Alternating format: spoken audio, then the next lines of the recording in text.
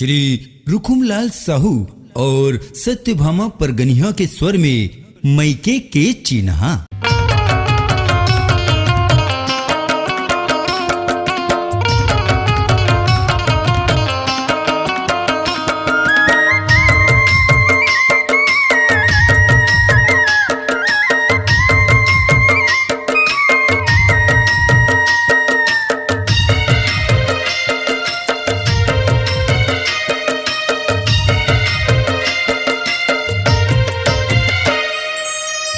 आवे बही आवे खच्चित आवे, आवे बही आवे खच्चित आवे, पिरदा भी मोरी के बजा दिन पर ही वो शुकवा, पिरदा भी मोरी के बजा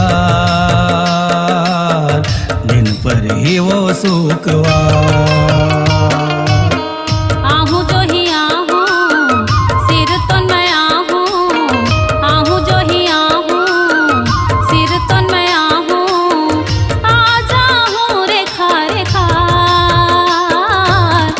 पिरदा भीमभौरी के बाजार आजा हो रेखा रेखा, पिरदा भीमभौरी के बाजार।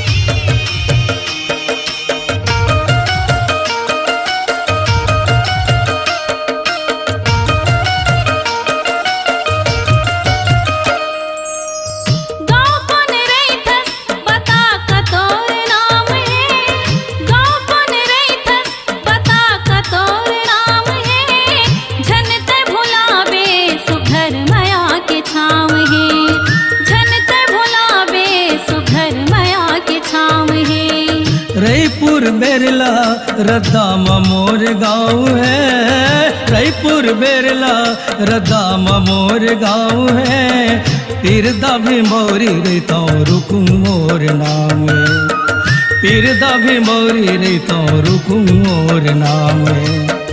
मन ला मिला के आँखी में बसा के, मन ला मिला के आँखी में बसा के, नहीं रखा मैं आला उधार दिन पर ही वो शुकवा। आजा हो रेखा रेखा, पिरदा भीमभौरी के बाजार।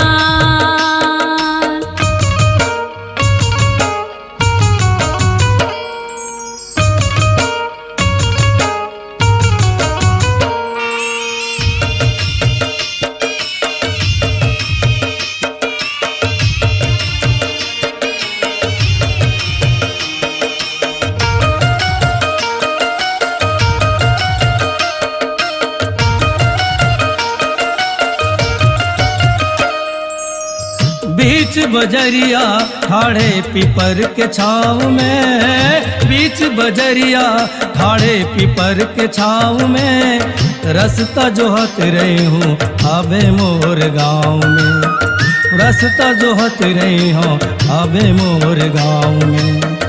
एक दिन मिलना और एक दिन बिछड़ना, एक दिन मिलना और एक दिन बिछड़ना, जिंदगी है सुनना माया बिन जहुरिया, जिंदगी है सुनना माया बिन जहुरिया। संग संग जीवो संग संग मरवो, संग संग जीवो संग संग मरवो, किरिया खवा लेना पिरदा भीमभौरी के बाजार। आजा हो रेखा रेखा,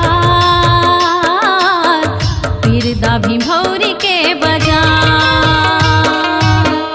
आवे बही आवे खच्चित आवे, आवे बही आवे खच्चित आवे, पिरदा भीमभौरी के बाजार।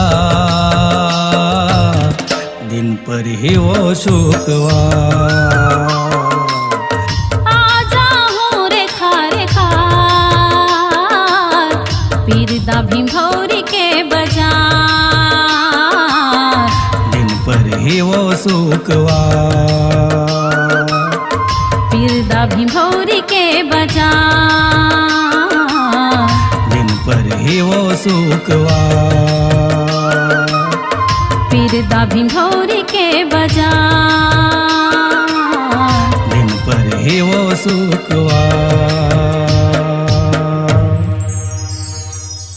अपनी आवाज को दीजिए एक नया मुकाम। डिजिटल रिकॉर्डिंग की दुनिया का जाना पहचाना नाम स्वरांजलि, जहां गूंजती हैं ध्वनियां अपनी माटी की सौंधी सुगंध के साथ।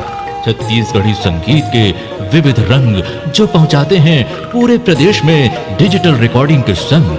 स्वरांजलि स्टूडियो नेमीचंद गली नंबर 2, गंजपारा, रायपुर। छत्तीसगढ़ी सांस्कृतिक लोक कला मंच मोर गवई गंगा ग्राम पीरदा भीम भौरी की प्रस्तुति मैके के चिन्हा, जिसे अपनी मधुर आवाजों से सजाए हैं श्री रुकुमलाल साहू, सत्यभामा परगनिहा, श्री दिलीप टिकरिहा, कुमारी प्रज्ञा परगनिहा। कार्यक्रम हेतु संपर्क करें 9992555493।